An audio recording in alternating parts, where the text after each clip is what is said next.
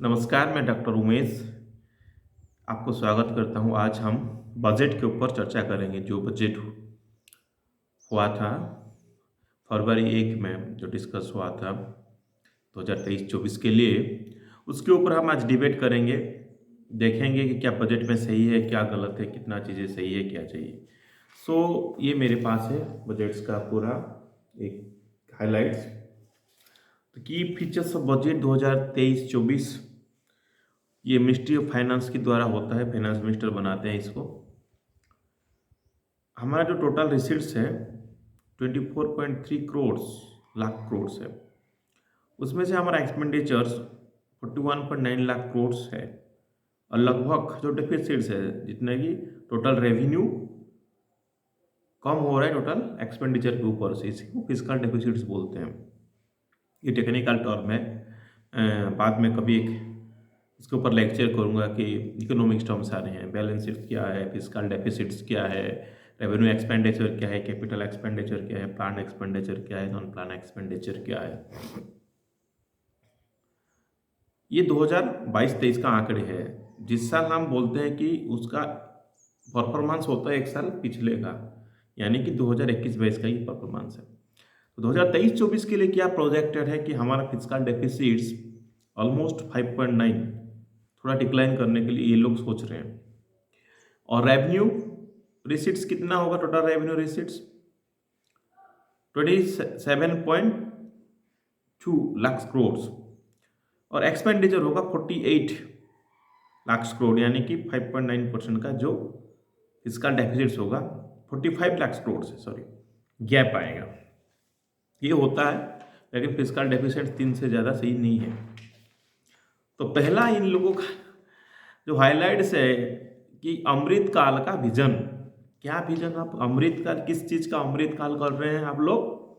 जिस देश में जीडीपी गिरता चला जा रहा है, जिस देश में युवा का रोजगार घटता जा रहा है, युवा अनएम्प्लॉयड है या फिर स्ट्रक्चरली थोड़ा बहुत एम्प्लॉयड है,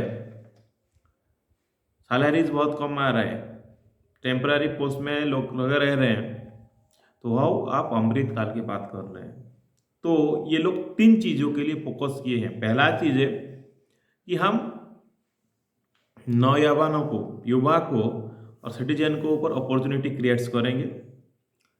growth and job creation, strong and stable macro economic environment. कौन सा मैक्रो इकोनॉमिक एनवायरनमेंट क्रिएट करोगे वो भगवान को बताए, या फिर आपको पता होगा। तो अमृत काल, अमृत काल में पहला विंग्स, वो 7 प्रायोरिटीज की बात कर रहे हैं। एक को यूथ पावर की बात कर रहे हैं, जो लोग लास्ट में है, यानी कि जो मार्जिनलाइज लोगों को पहुंचने की बात कर रहे हैं। एक इंक्लूसिव डेवलपमेंट की बात कर रहे हैं, जो कुछ नहीं है, सारे बजट्स में यही बोलते हैं रहता है। इंफ्रास्ट्रक्चर एंड इन्वेस्टमेंट की बात कर रहे हैं। अनलाइजिंग द पोटेंशियल बढ़ाने की बात कर रहे हैं। और ग्रीन इकोनॉमिक ग्रोथ या फिर एनवायरमेंटल फ्रेंडली ग्रोथ की बात कर रहे हैं। जैसे वो इंक्लूसिव डेवलप की पार्ट ही है, कोई अलग नहीं है। और फाइनेंस सेक्टर्स के, फाइनेंस सेक्टर के ऊपर आपका एनपीए, अब अदानी ग्रुप वालों को क्या, एसबीआई वाला ने कितना करोड़ का दिया? 22,000 करोड़ का शायद दिया है लोन। ये एनपीए नहीं है। अब अदानी डूब रहा है, अब रिपोर्ट देख रहे होंगे क्या आया है, उसका कैपिटल इन्वेस्टमेंट क्या हो रहा है। जो एक के बाद एक पीएसयू में अटैक किया है अदानी ने, और सारे उसने शेयर्स बेचा है, और जो शेयर गिर गया तो उनका लोगों का हाल क्या होगा? बताइए, देश का हाल क्या होगा? ये पहला था। दूसरा पॉइंट में आता हूँ, सबका साथ सबका विकास है, इंक्लूसिव डेवलपमेंट, मतलब सार्वजनिक विकास, गरीब लोगों के लिए विकास क्या है। हम लोग पहले कॉर्पोरेट और कृषि क्षेत्र में जो देखते हैं, building the digital public infrastructures, आपको बिल्डिंग बनाना है। हॉर्टिकल्चर में clean plant gram to be launched, setting of the agriculture accelerator fund, target funding 20 lakh crore का agricultural credit and animal husbandry, सब कुछ है, ये सब बना लो। लेकिन क्या चाषी और जो चाष खेती जो कर रहा है, जो फार्मर है, जो कृषक है, उसको डिग्निटी मिल रही पा रही है? आज का जो उसकी जो प्रोक्यूटमेंट में, पेड़ी में, धान में, उसका मिनिमम जो सपोर्ट प्राइस है, एमएसपी जो है, क्यों अभी तक उसको 3,000 तक नहीं किया गया? ये बड़ा इशू है। हमने जो चीज़ जरूरी है उसको छोड़ के दूसरे चीज़ों को घुमा रहे हैं। एक making Indian global hub for millet mission Shri Anna, ये साउथ वार्ड से मिलेट सबके लिए जरूरी है, कोरल्स का पार्ट है। सपोर्ट टू बी, उड़ीसा सरकार ने भी इसके ऊपर काफ़ी काम किया है। Support to be the given IMAR and Hyderabad for promoting research, आपको हैदराबाद में रिसर्च करवाना है। Setting of the widely available storage capital, लोगों का, फार्मर का कैपिटल स्टोरेज के लिए आपको करना है। जिसको उगा रहा है वो आप कॉटन का अभी तक MSP क्रिएट नहीं कर पाए, वो सब कीजिए पहले।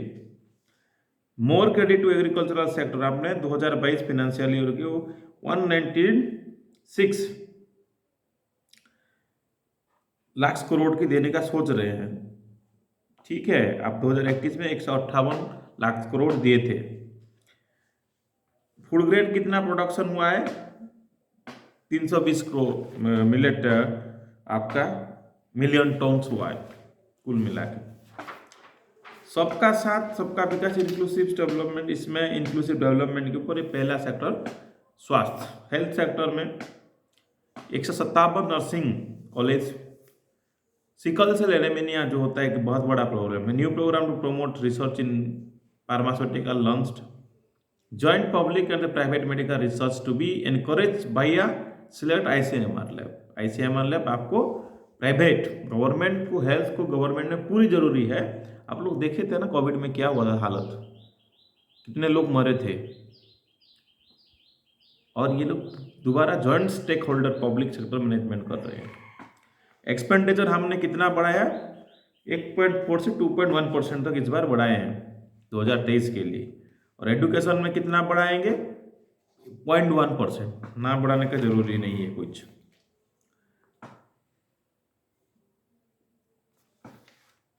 इसमें मुझे कोई खास नहीं दिखता हेल्थ में। आज जो हेल्थ का इश्यूज है कि आपने जो आयुष्मान भारत योजना किया है उसमें सिर्फ प्राइवेट स्टेक होल्डर को एनकरेज किया। अगर आप हेल्थ इंश्योरेंस को स्टेट गवर्नमेंट के साथ मिलके आपको अच्छी तरह से इम्प्रूवमेंट करना चाहिए, इम्प्रूवमेंट होना चाहिए। और हेल्थ एक सिर्फ एलोपैथिक मेडिसिन में काम नहीं होगा, ये medical science, Ayurveda, Ayush department, neuropathy, ये सब चीज़ें मिलके आपको एक इंटीग्रेटेड हेल्थ फैसिलिटीज होना चाहिए था। एक रोड मैप उसमें नहीं है। और हेल्थ को सिर्फ पब्लिक सेक्टर इन्वेस्टमेंट करना चाहिए। और हर पंचायत में कैसे एक हॉस्पिटल होगा, डॉक्टर्स का अवेलेबल होगा, ये सब ध्यान देना चाहिए। फिर हमने एक यूनिवर्सल हेल्थ केयर के ऊपर जा सकते हैं। उन लोगों ने बोला कि एक big tent that accommodate all, क्या क्या एकोमोडेट किए हो इंक्लूसिव डेवलपमेंट अचीवमेंट में? हमने योजना दे दिया 220 करोड़ का, वैक्सीनेटेड कर दिया, हाउसिंग दे दिया। हाउसिंग क्या दे रहे हो, कैसे दे रहे हो पता नहीं चल रहा है। जो लास्ट मैन है उसको नहीं पहुंच पा रहा है। आपका ऑफिशियल जाके on the spot housing scheme होना चाहिए, हाउसिंग स्कीम में चेंजिंग होना चाहिए। कैश ट्रांसफर, ये तो ठीक है, कितना सही है कितना गलत है आप लोगों को पता है ये सब चीज़।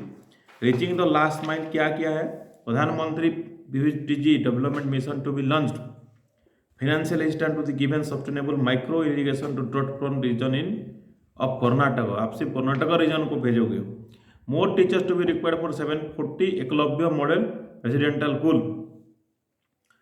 Bharat Shri to be set up for the digitalisation of ancient inscriptions, पुराने इंस्क्रिप्शन को दिया जाएगा। इंफ्रास्ट्रक्चर इन्वेस्टमेंट इनिशिएटिव, जब आपके पास गुरु से ही नहीं होंगे तो फिर पीछे गुरु कैसे बनेंगे? पुराना इंस्क्रिप्ट को आगे करो, संस्कृत विश्वविद्यालय को बड़े करो, वो कोई बात नहीं है। Incentive to boost investment in infrastructure and productivity capacity कब होगा?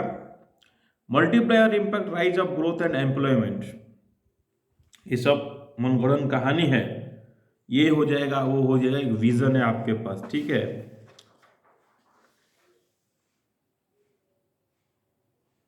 नेशनल डेटा गवर्नेंस पॉलिसी, विवाद से विश्वास, विवाद से विश्वास I less strength contract education for MSME, विवाद से विश्वास टू आज एजियोर sterilise settlement.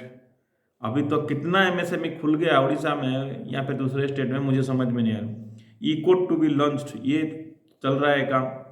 Anti digi locker, पिछले 10 साल से डिजी लॉकर के बात मैं सुन रहा हूँ, अभी तक डिजी लॉकर का फंक्शनिंग सही नहीं हुआ है। Setting of the 10 labs for the 5G services, RD grant to be lab grown and LGD. ये आपका डिजिटल गवर्नेंस और स्पीड ऑफ गवर्नेंस सेटिंग के ऊपर फोकस हुआ है। Green growth, what will be the green growth? PM Pranam to be launched will initiative the state to be sage of 50 new waste of health plants, ठीक है कर लो। Other initiative setting of 100 bio input sources, इसको भी हम लोग देख लेंगे बाद में। अमृत पीढ़ी यूथ पावर, आप कौन सा पीढ़ी है इसमें? अमृत पीढ़ी में है। अमृत का मतलब क्या होता है? सब कुछ सही है, सब कुछ all is right, whether all is right, all. प्रधानमंत्री कृषक बीमा योजना will be launched covering the courses like the coding, AI, robotics, कौशल विकास योजना, सॉरी, ये तीनों चीज होना चाहिए, जरूरी है, ठीक है। Measures to boost the tourism sector, at least 50 diameters to be selected through the changing of. State will encourage to set up the unit malls for the promotion of ODAP, one district one product, GI handicap, ये भी जरूरी है, ये अच्छा point है। अब mall भी set करो, तो कमर्शियलाइज करो, कितना कर पा रहे हो देखते हैं। उसके बाद फिनेंशियल सेक्टर से रिफॉर्म्स के बाद उन लोगों ने बोले हैं physical management, 50 of interest free loan to state को लोन दिया जाए to be capital expenditure within 23-24 के लिए। Part of the loan setting of the national financial information registry, ये सही बात है, अगर होना चाहिए, कब होगा लेकिन पता नहीं। Beneficiary of the citizenship enhancing maximum deposit limit to senior 15 to 30 lakh, हम बाद में टैक्स आप देखेंगे। Indian economy backed by the strong macro economic fundamentals, हमने इससे फाइनेंशियल ईयर 2023-24 को प्रोजेक्टेड कितने किए हैं हम लोगों ने? जैसे मैंने बताया 5.9 का फिस्कल डेफिसिट होगा, 2021 में 9.2 का हो गया था। ये देख लीजिए, ये मैप्स, ये पूरा इकोनॉमिक टर्म में है, जो नॉमिनल ग्रोथ रेट्स है और रियल ग्रोथ रेट्स बाद में काउंट होता है। टैक्स प्रोपोजल के बाद में सीधे आता हूँ। Simplification, import of the capital good, Lions battery manufacturing, benefits किसको होगा? For general mobility. Import of the mobile camera lens सस्ता हो जाएगा, इथेनॉल अल्कोहल बैटरी भी सस्ता हो जाएगा। फीडिंग सीड्स पर manufacturing lab, continue SpaceX copper crafts, compound rubber bringing पर नेचुरल, ये सब सस्ता हो जाएगा। लेकिन तुम्हें अगर लोकल चिमनी लगाना है भाई, देसी चिमनी लगाना है घर में, उसका रेट क्यों बढ़ा रहे हो? लिक्विड का, सिगारेट्स का, ये सब महंगा होना चाहिए, जरूरी है।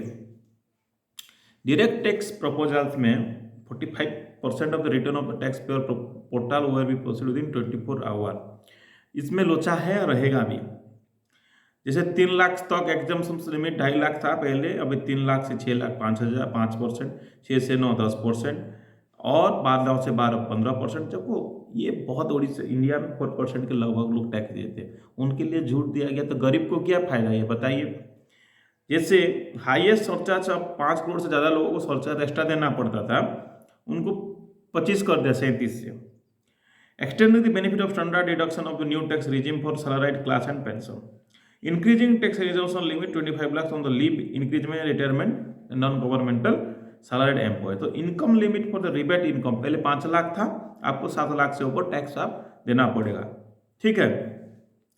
और कुछ टैक्स सब में चेंजेस नहीं है, सिर्फ उसका लिमिट्स को चेंज किया गया है। इंडस्ट्री के लिए लिया गया, और मैं थोड़ा एलोकेशन बता रहा हूँ आपको कौन सा सेक्टर में कौन सा कितना। Ministry of defence 5.94 lakh crore में, मिनिस्ट्री ऑफ रोड 2.70। डिफेंस में देखिए हम इतना खर्च कर रहे हैं, फिर भी लड़ाई चलता रहता है। Ministry of railway 2.41, ministry of consumer affairs 2.06, ministry of home affair बहुत कम है 1.96, ministry of chemicals and fertiliser 1.78, ministry of rural development 1.60, ministry of agricultural welfare. भाई इतना कम क्यों एग्रीकल्चर को दे रहे हो तुम? 1.25, इधर एग्रीकल्चर का बात कर रहे हो। Ministry of communication 1.23।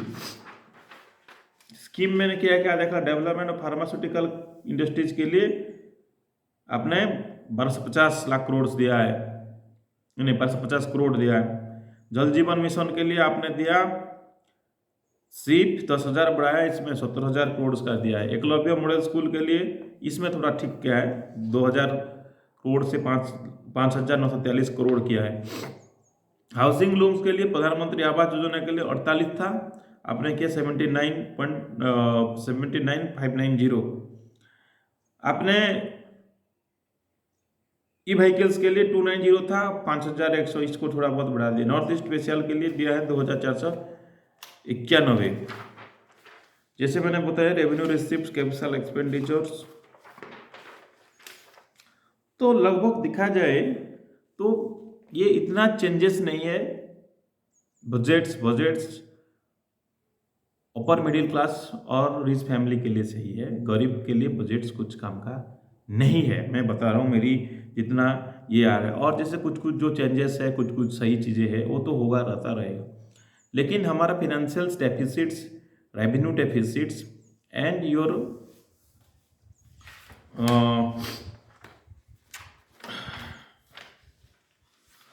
Borrow depth, ये सारे में रहेगा। जैसे मैंने बताया कि अर्बन डेवलपमेंट फंड्स ये बैंक कर देना है, सब्सिडी देना है, new scheme for PM Matsya Sampada Yojana, ये सब रहेगा। जैसे मैंने बताया कि हमने 19-20 को 2019-20 का हमारा growth rate economic market price में जो बोलता रहा हूँ 6.3 था। कोविड की वजह से हमने पूरा शार्प डिक्लाइन किया, -7.8 पे चले गए। फिर हमने हिसाब कब किया, जो एस्टिमेटेड रॉन्ग हुआ था 21-22 में 8.4 और 22-23 में हम 9.1% तक आएंगे, पता नहीं क्या होगा।